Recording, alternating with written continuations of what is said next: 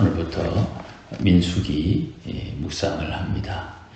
민수기는 10장까지 먼저 살피고 이어서 계획대로 마태복음을 살피게 됩니다. 그 전에 앞서 오늘 민수기 1장 부분을 다 읽었습니다. 이 부분은 하나님께서 출애굽을 하고 난 뒤에 이제 약속의 땅으로 출발하는 그 시점에 가나안 땅으로 출발하는 이스라엘 사람들의 인구가 얼마나 되는가, 그것을 점검하는, 계수하는 시간입니다. 이게 두 가지가 의미가 있는데, 하나는 지금 이스라엘 백성들이 가나안 땅으로 들어가는 이 여정은 전쟁의 여정입니다. 그래서 계속 반복되는 것을 우리가 읽었습니다마는 싸움에 나갈 수 있는 사람의 명수, 그 싸움을 할 수 있는 그 자격을 만 20세, 우리 나이로 만 20세가 지난 사람을 계수하게 됩니다. 그러니까 군인이 얼마나 되는지를 이제 파악하는 것이고, 그것이 각 지파대로 파악을 합니다.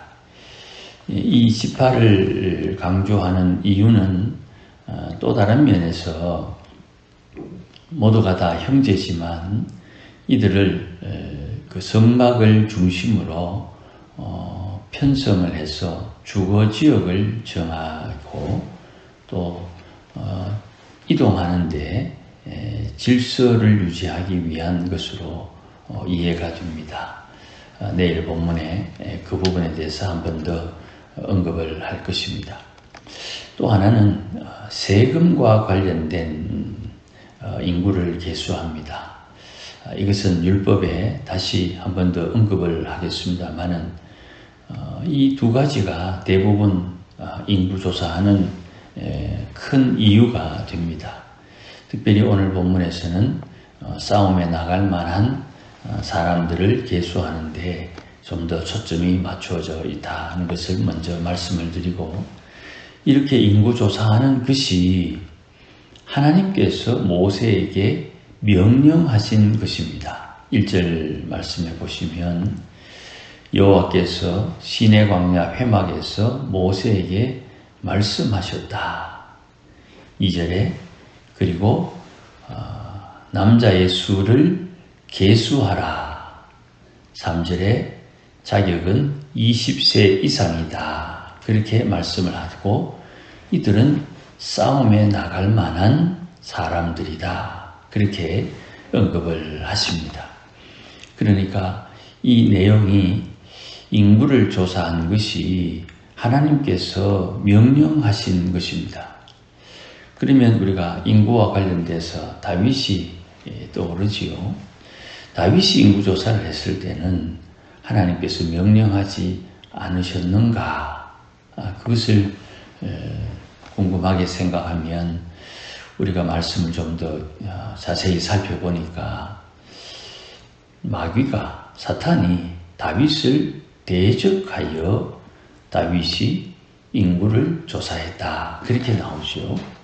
그러니 다윗의 인구조사의 허물, 그것은 하나님께서 원하신 것이 아니었다는 것이고, 민수기는 하나님께서 모세에게 지시하신 것이라는 것, 우리가 구별할 수 있어야 됩니다. 그러니 성경에서 나오는 인구조사가 옳다, 나쁘다, 그런 기준은 없지요. 필요에 따라 하는 것이니까. 다만 하나님께서 원하셨는가, 원치 않으셨는가, 그것이 중요한 것입니다. 이것이 신앙을 가진 성도가 세상을 살아가는 삶의 판단의 기준이 되는 것입니다.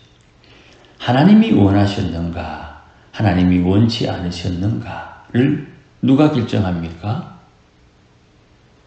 하나님 앞에 명령을 받는 사람이 결정하는 것입니다. 내 생각에 하나님이 그런 것도 시키겠나?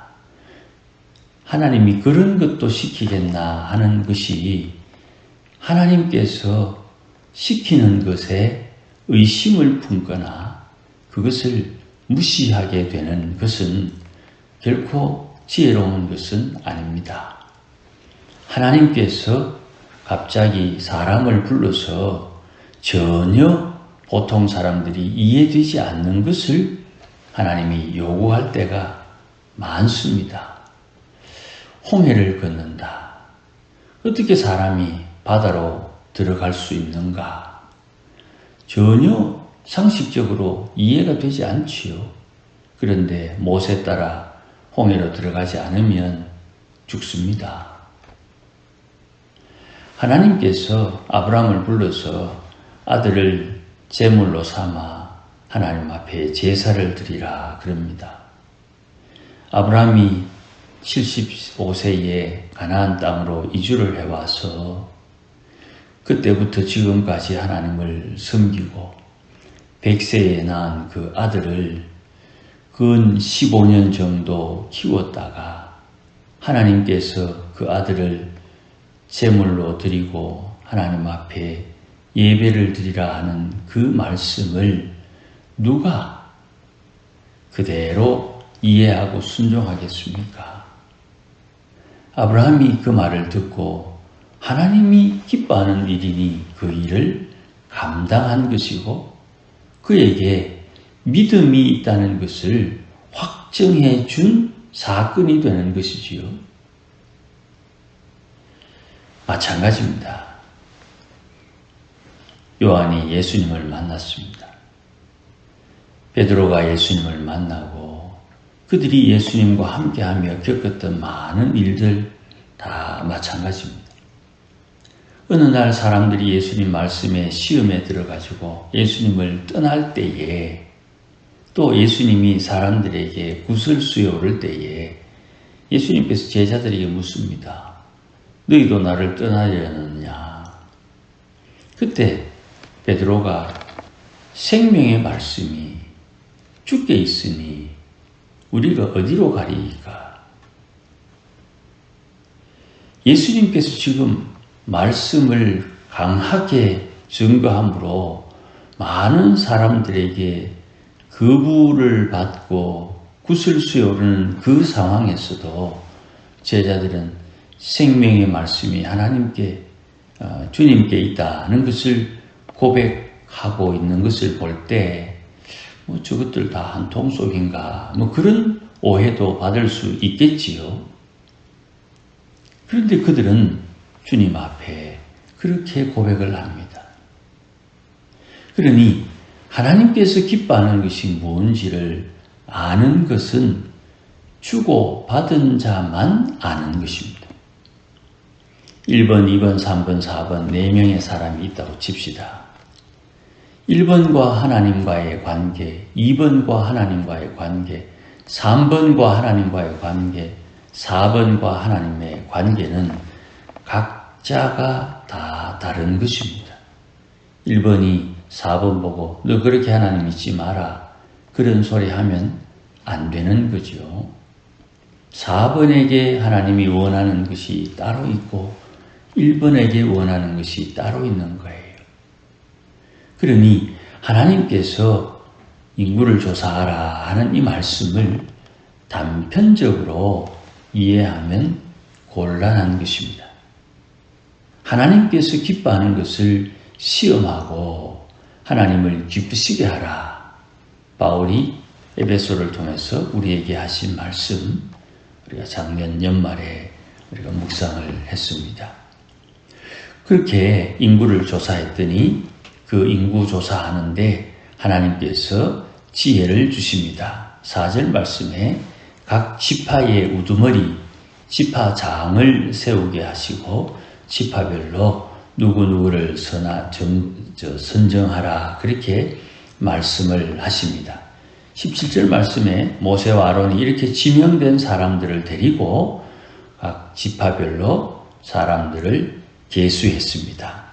이 계수했던 사람들의 이제 21절부터 몇 명이라는 것이 이제 쭉 이어집니다. 이 이어지는 내용 중에 좀 특이한 내용은 하나입니다.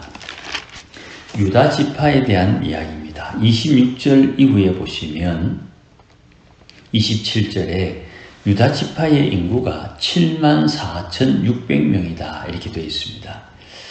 다른 지파에보다는 월등히 많은 인구 수입니다. 이것이 창세기 50장 49장에 야곱의 축복과 연결됩니다. 야곱이 자기 자녀들을 축복하고 그 축복한 결과로 출애굽을 지나고 이제 레위기를 통과해서 민수기에 이르러서 가나안 땅으로 출발하는 이 시점에 처음 인구를 계수하는데 그 계수된 인구의 가장 많은 왕성한 지파가 유다 지파였다는 것을 언급을 합니다. 다시 이제 민수기 26장에 가면 또 한 번 더 인구 계수하는 장면이 나옵니다. 거기에서도 유다 지파의 인구가 가장 많습니다. 거기도 7만 명이 넘습니다. 이렇게 민수기를 통해서 인구 조사한 그 내용을 찬찬히 살피면서 하나님께서 조상들을 통해서 약속하시고 축복한 복을 빈 것의 결과가 문득 상황과 형편을 따라 하나님께서 점검하실 때에 그 은혜와 복이 어떻게 임했는지가 증거되고 있습니다. 특별히 오늘 본문의 앞부분에 나오는 인구 계수에 12지파가 등장하는데 여기에 레위 지파가 빠지고 요셉 지파가 두 지파가 들어와서 에브라임 지파와 므낫세 지파가 들어가서 총 12지파로 60만 3,550명이 계수됩니다. 그런데 레위 지파는 인구를 계수하지 않습니다. 다만 레위 지파의 사명에 대해서 언급을 합니다. 이 레위 지파가 중요한 것은 오늘 본문에서는 50절 말씀에 보시면 봉사한다 하는 말씀이 있습니다. 그들에게 증거의 성막과 그 모든 기구와 그 모든 부속품을 관리하게 하라. 그들은 그 성막과 그 모든 기구를 운반하며 거기서 봉사하며 성막 주위에 진을 친다 이렇게 되어 있고 그 봉사에 대한 내용이 51절에 성막을 운반할 때에 레위인이 그것을 걷고 성막을 세울 때에 레위인이 그것을 세울 것이다 이렇게 말씀을 하죠. 이 봉사라는 것이 예배를 뜻하는 서비스를 말하는데요. 우리가 봉사라고 이야기하면 대부분 다 우리 시대의 말로 표현하면 무급 봉사, 월급이 없는 봉사 이렇게 대부분 선입관을 좀 가지고 있습니다. 이 레위인들이 봉사하는 것은 하나님께서 이스라엘 백성들과 함께하는 증거인 성막을 관리하는 것입니다. 50절에 그 부속품 등을 관리하는 겁니다. 그 관리를 통해서 하나님이 이스라엘 백성들을 구원하고 두 번째 하나님이 이스라엘을 멸하지 않는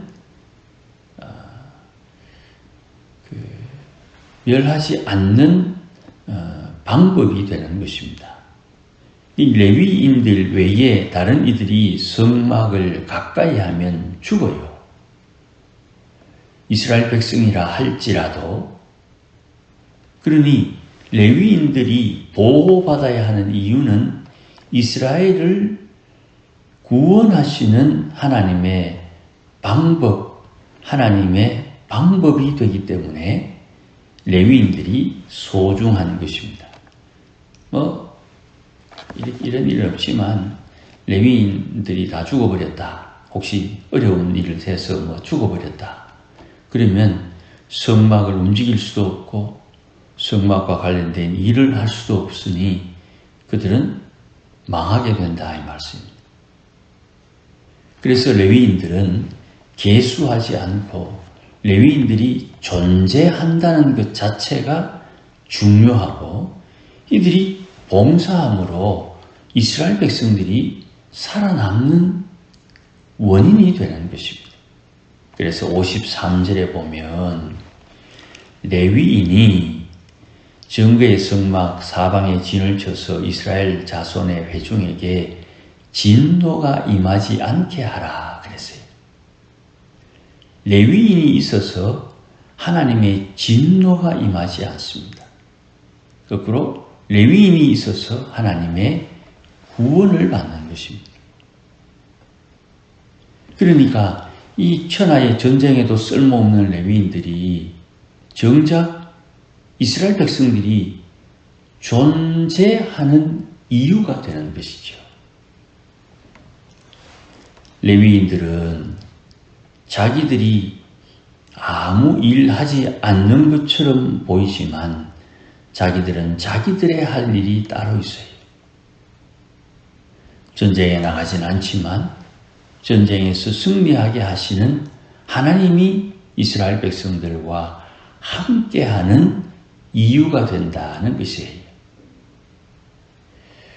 그러니 레위인들이 계수에 들어가지 않으나 레위인들은 레위인들의 존재 이유가 있음을 우리가 잘 살펴야 되고 이것을 우리가 기억을 해야 됩니다. 예수님 믿는 사람들도 마찬가지입니다.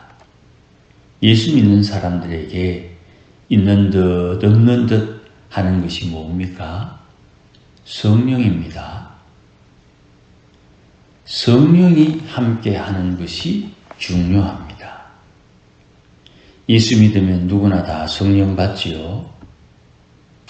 성령께서 내 안에 임재해 계시고 성령을 소멸치 않아야 되며 성령의 인도함을 따라야 됩니다. 성령이 인도하시는 것이 내 상식과 맞지 않을 때에 내 상식을 꺾고 성령의 인도하심을 따를 수 있어야 됩니다. 그 성령은 아버지와 아들 하나님이 믿는 자에게 도장처럼 증거로 주신 것이기 때문입니다. 그러니 신앙에 있어서의 기준은 내 의지가 아니고 성령이 내 신앙의 기준이 되고 그 성령의 말씀에 순종하느냐가 중요한 것이죠. 오늘 보면 54절입니다.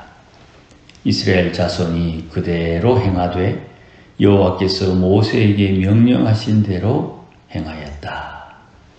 모세 말을 들었지만 모세에게 이야기하신 분, 명령하신 분은 여호와 하나님이시죠. 모세에게 순종하는 것이 하나님에게 순종하는 것입니다. 요 내용이 이제 앞으로 일어날 사건들, 지금 인구조사하고 출발하는 데는 크게 등장하지 않습니다만은 모세와 일어나는 갈등의 이유, 갈등의 해결책은 모세의 말을 듣지 않는 것이 하나님을 거역하는 것이라는 내용에서 시작되는 겁니다. 그러므로 인구조사 주님이 시켜서 했다. 레위 지파는 자기들의 사명이 따로 있다. 이 모든 것은 하나님이 시켜서 한 일이요 순종한 것이다. 그래서 그들에게 하나님의 복이 임하는 것입니다. 오늘도 우리가 이 절차, 과정, 질서를 잘 깨우쳐서 올 한 해도 하나님께서 주시는 은혜와 복을 어찌 받으며 누릴 것인가? 그것이 우리에게 지혜로 깨달아지고 그렇게 순종함으로 하나님이 예비하신 은혜와 복을 누리는 또 받는 그런 성도들이 되어야 할 것입니다. 이 은혜가 함께 하시기를 주의 이름으로 축복합니다. 기도하십시다. 하나님 아버지, 이제 가나안 땅, 약속의 땅으로 출발하려고 하는 이스라엘 자손들에게 주께서 명령하여 주셔서 그들의 지파대로 사람들을 계수합니다. 여기에 순종하는 가운데 하나님께서 기뻐하는 일들을 발견합니다. 주님, 오늘도 주의 성령이 우리와 함께하므로 주님께서 기뻐하는 것이 무엇인지 잘 깨달아 오늘도 하나님이 기뻐하는 것을 감당하고 순종하고 또 하나님이 역사하심을 따라 하나님의 뜻을 이루어가는 믿음의 권속들이 되게 하시고 올 한 해에도 주와 동행하는 주의 백성들이 되도록 은혜를 다하여 주옵소서. 예수님의 이름으로 기도하옵나이다. 아멘.